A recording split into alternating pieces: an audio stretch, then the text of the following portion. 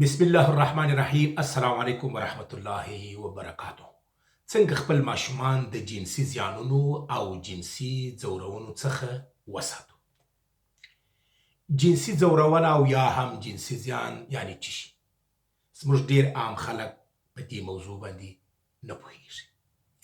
خدای مکړه که چیرې ماشوم یا ماشومان د ماشومتوب په دوره کې د ځناورو وحشي صفتو او د شیطان د نسلو یعنی هدف یې دا چې داسې ځناور وحشي او شیطان صفته انسانان شته چې ماشومان ته جنسي ځورونه ورکوي یا د ماشومانو پر جنسي ځورونې باندې خوند اخلي.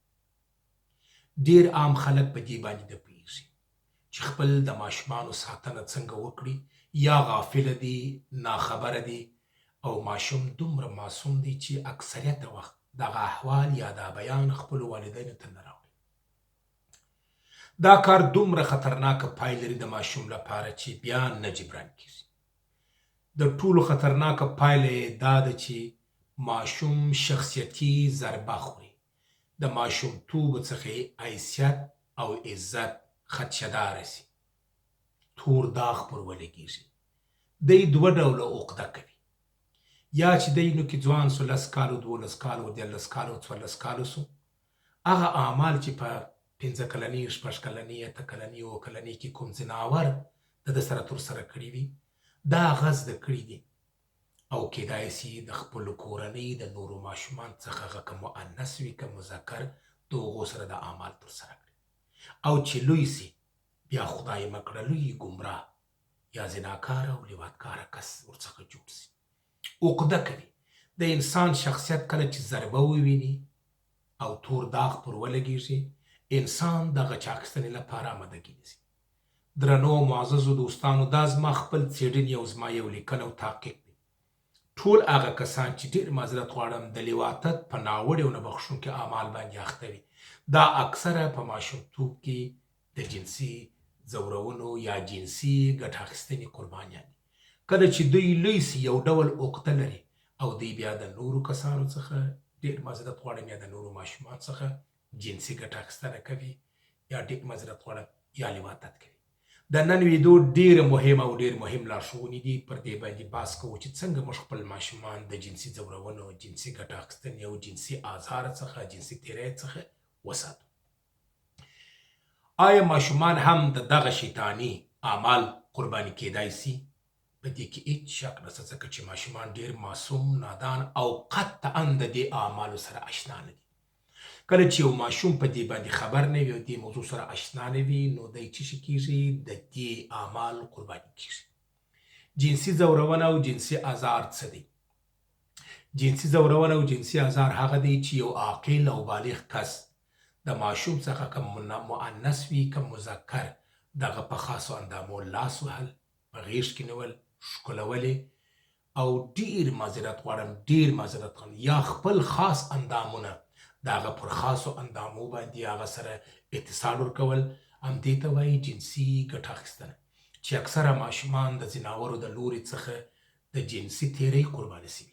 یو خو جنسي ګټه اخیستنه ده چې ولې ګټه ځینې اخلي، خوند پر اخلي، نه اکثره وخت جنسي تېرۍ پر وکړي او حتی د داسې جنایت مرتکب سي ځینې کسان چې نه بخښونکي دي. یو څو کاله مخکې ستاسو په یاد دی یو ماشوم کندهار ولایت کې قرباني سو. دا موضوع ما خپله څېړلې وه، تحقیق کړې وه، د کورنۍ سره مې لیدلې وه، ورسره کښېنستلې یم. دا موضوع خپله ماته کله چې د افغانستان د بشري حقونو خپلواک کمیسیون کې وظیفه وه، د هغه ماشوم نوم او کورنۍ نوم یې نه یادوم، خو ستاسو په یاد دی چې ماشوم یا پلا جنسي تېرۍ پر سوی وي، بیا وژل سوی وي، بیا په یو بوجي کې یو ځای غورځول سوی وي. دا موضوع ما د سره تر اخره پورې وڅېړل.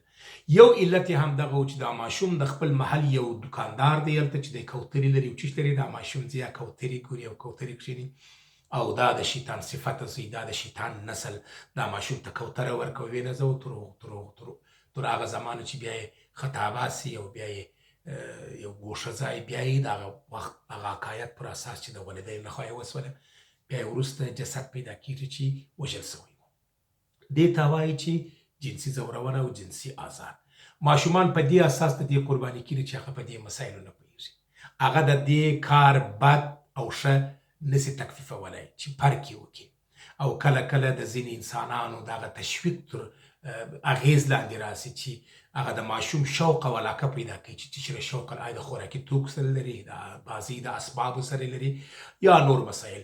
بیا دغه د شیطان اولاده د دې ماشومان څخه جنسي ګټه اخیستنه وکړي.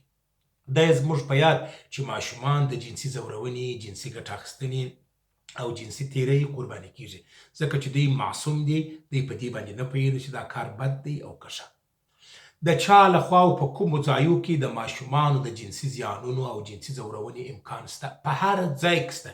د کوڅې له دوکاندار څخه نیولې تر مکتب، مدرسې، شفاخانه، روغتون، روزنتون، دوکان، رکشه، زرنجوله، په ټولو ځایو کې د دې امکان شته. ځناور او د شیطان اولادونه چې په دې اعمال باندې مبتلا وي، په دې باندې اخته وي چې د ماشومان څخه جنسي ګټه اخیستنه وکړي یا ماشومان ته جنسي آزار او اذیت ورسوي، دا په هر ځای کې امکان شته. پورې هیڅ چا به تاسې اعتماد نه کوئ چې دا رخشوان ښه سړی دی، دا د کوڅې دوکاندار ښه سړی دی، دا پلانکی کاکو ښه سړی دی. دا په ټولو ځایو کې د دې امکان شته. په روزنتون کې شته، په مکتب کې شته، په مدرسه کې شته، په شفاخانه کې شته. په ټولو ځایو کې موږ به ډېر متوجه او اساس به واوسو. کوم ماشومان د جنسي زیانونو او جنسي ځورونې قرباني کیږي؟ اول د اقلیتو قومونو، هغه قومونه چې ډېر اقلیت او لږ یو ځای ژوند کوي. متاسفانه زموږ هېواد ډېر ظالمانه کړنې دي. کله چې یو څوک په قوم باندې ضعیفه وي او کوچنی وي، نو خلک هغه ته په ټیټه سترګه ګوري. بیا د هغو ماشومان د جنسي ځورونې او جنسي تیرۍ قرباني کیږي. دوهم یتیمان دي، هغه یتیمان چې سرپرست نه لري، پلار او مور او خپلوان نه لري، دا د جنسي تیرۍ قرباني کیږي.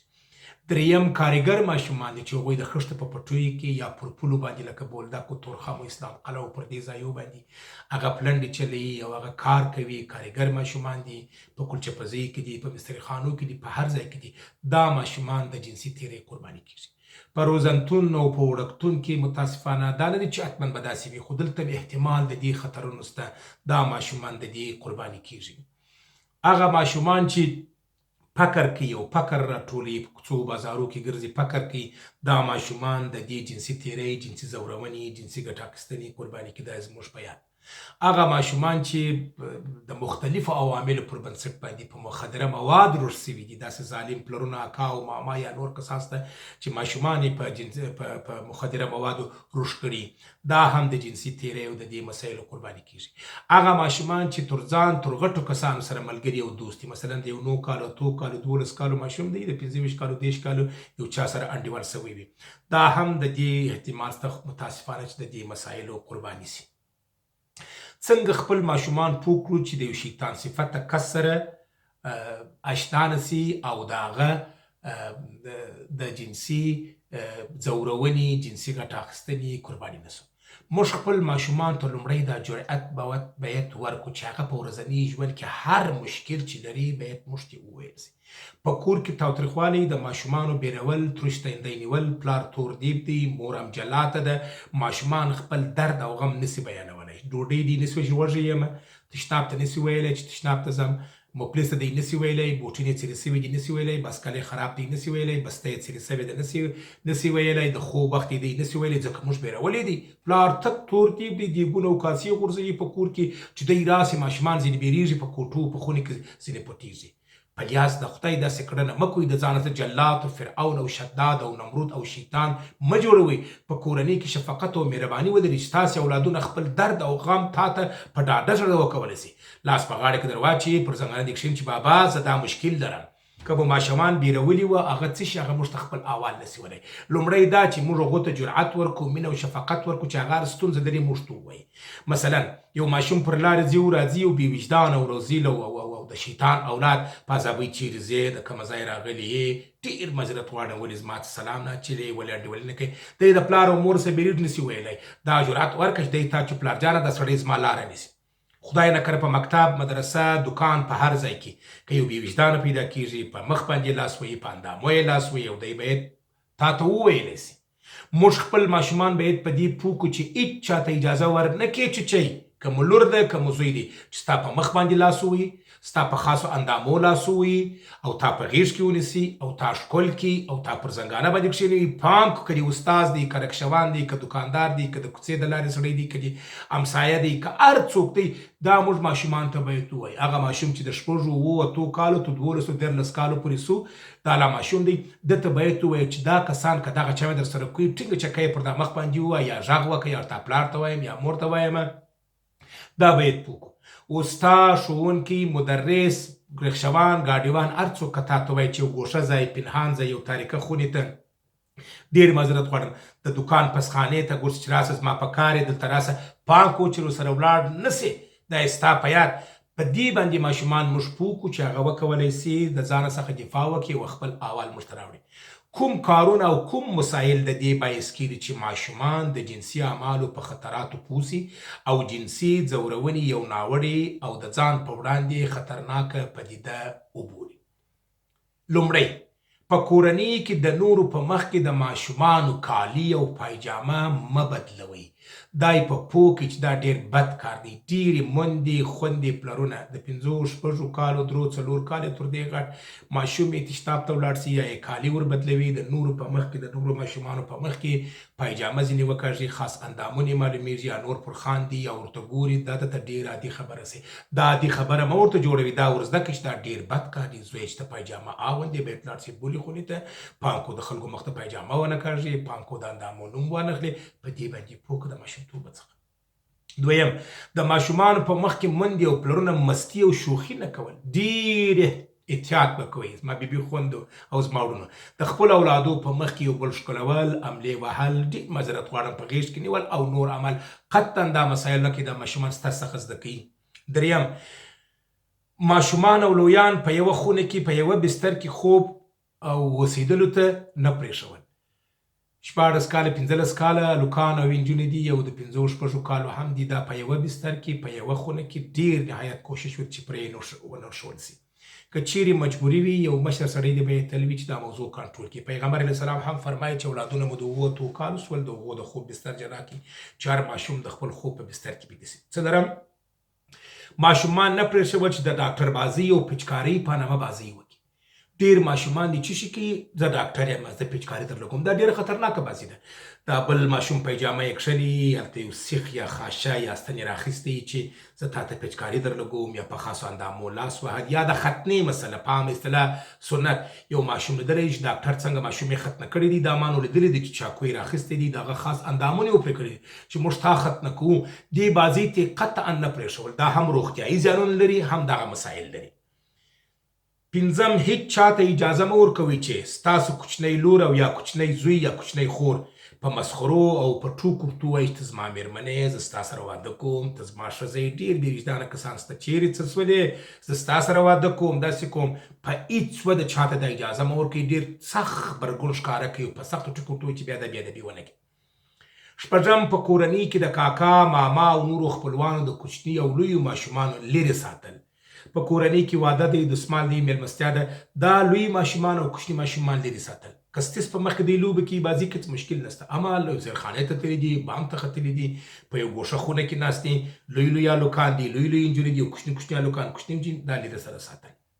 اووم، مشکوک کس ته اجازه نه ورکول چې ستاسې ماشوم بې ځایه مچ کړي او یا هم هر ګړی په غېږ کې ونیسي او ستاسې ماشوم ښکل کړي. مشکوک کس دا کاکا دی، ماما دی، خاله ده، عمه ده، دا کسان پروا نه کوي. دا د مینې او محبت څخه نیکه دی، ښکلوي. مشکوک ته یې نه پېژني، شک په لري. هر ګړی راسي ستاسې ماشوم، او داسې مې دا ماشوم خوښېږي، په غېږ کې ونیسه، مچ یې کړه، لاس پر راتاو کړه، هېڅ چاته د اجازه ورنکړي چې دا کار وکړي. اتم، خپل ماشومان د لرې خپلوانو سره په سفر او میله مه استوئ. لرې خپلوان دا چې دا مې د پلانکي اخښی دی، دا مې د اخښې د اکا زوی دی، دا مې د خور د لیور پلانکی دی، دې میلې ځي ځان سره بیا یم قطعا د کاکا سره ځي، د ماما سره ځي، د وروره سره ځي، د نیکه سره ځي. په دې کې مشکل نشته. ما لرې خپلوان سره قطعا چې میلې ته ځي او لرې ځایو ته ځي مې ورسره پرېږدئ. نهم، د ناز څخه د خپل ماشوم په خصوصي اندامو لاس وهل یا هغه ته ناز ورکول دا هم ډېره خطرناکه مسله ده. متاسفانه هم پلرونه یا میندې دا مو لیدلي دي چې د پریولو پر زمان باندې یا د کالو د اغوستو پر زمان باندې د ماشوم په خاصو اندامو د نازه لاس وهل او ناز ورکول قطعا دا کار ونه کوي په هېڅ وجه باندې. لسم د خپلو ماشومانو په مخ کې د لمبېدو په ځای کې په بربنډه توګه باندې مه لمبېږي. ډېر معذرت غواړم مورجانې خورجانې پلارجان اکا ماما که تاسې په هوس کې تشناب کې واله کې هر ځای کې لمبېږي په هېڅ وجه باندې بربند مه اوسئ. یا هغه موږ تاسو مثل هغه په پټو باندې لونګ وهل دي یا هغه نوره جامه اغوستل او خپل ماشوم هم پټ کړي یا نیکر یا لونګ په واغوندي دواړه په هېڅ وجه باندې مه لمبېږي.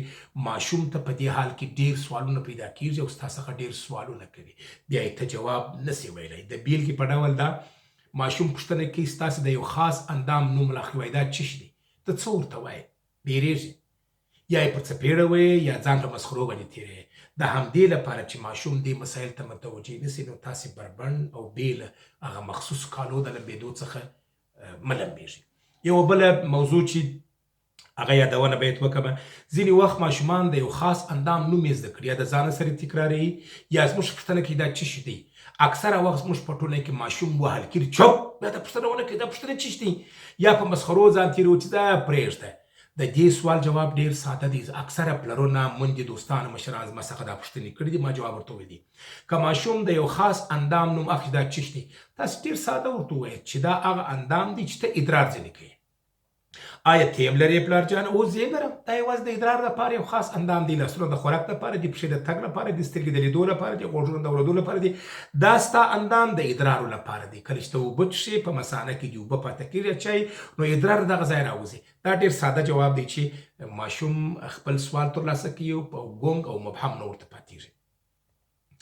یولسم خپل ماشومان ته دا جرئت ورکول چې که چا جنسي ځورونه ورکول خپل مور او پلار ته وویل سي لکه څنګه چې مې مخکې یادونه وکړه.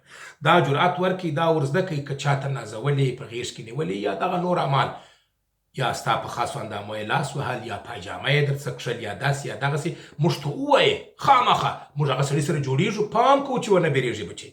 12 خپل ماشومان د داسې چا سره نه شاګردول چې هویت او شخصیت یې معلوم وي.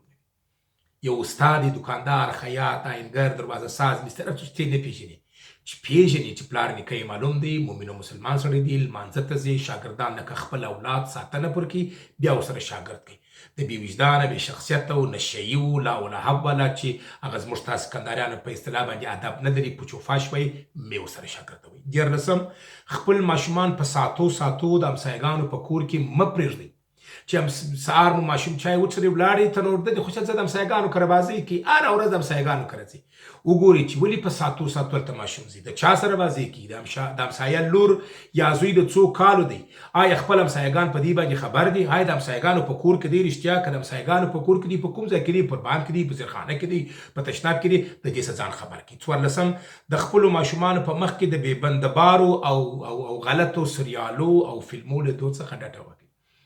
اوس خو زه په دې خبر یم چې تر ډېره حده پورې دا مسایل نشته اما کېدای شي څوک یې په خپل د یوټیوب د لارې یا د ټلیفون د لارې یا د انټرنیټ د لارې یا په هر ډول چې وي یا په اصطلاح یا فلم و سی ډي و میموري و دا شیان دی هغه سریال یا فلم یا هغه مسایل چې تاسې وینئ پام ونه چې هغه کې داسې مسایل شته چې هغه د سریال د پیله ملک نجلۍ یا په غېږ کې یو بل سره نیسي یا ښکلوي یا ځینې وختونه الفاظ وي ترجمه سوي په فارسي او پښتو باندې هغه الفاظونه چې ستا سره مینه لرم او ستا دپاره مرم د خپلو ماشومانو په مخ کې قطعا دا کار مه کوئ. تاسې هم مه کوئ دا ستاسې دپاره هم ګناه ده اما که زما خبره نه منئ تاسې کوئ خو هغه ستاسې کار دی خو د خپلو ماشومانو په مخ کې د سریالو او داسې فلمو لیدل مه کوئ. که په هره ګناه باندې اخته سوه نو ګناه یې ستاسې په غاړه ده. 15 تنګ او چسب لباسونه په خپلو کوچنیانو مه اغوندئ خصوصا انجونې. داسې لباسونه چې هغه چسب یو د دې اندامونه پکښې معلومیږي قطعا په خپلو ماشومانو داسې مه اغوندئ. جلب توجه ورته اړ د منافقینو او شیاطینو او غلطو کسانو دی خپله هم کله کله متوجه سي چې زما خاص اندامونه ولې په دې کې معلوم دي. داسې جامه په واغوندئ چې همدې پکښې راحت وي همې اندامونه نه معلومیږي. 14 د خپلو ماشومانو د مکتب او تعلیم لپاره داسې رکشوان او زرنج والا او موټروان کرایه کې یو وی ټاکئ چې پیژنئ چې مسلمان مؤمن او با ایمانه شخص وي.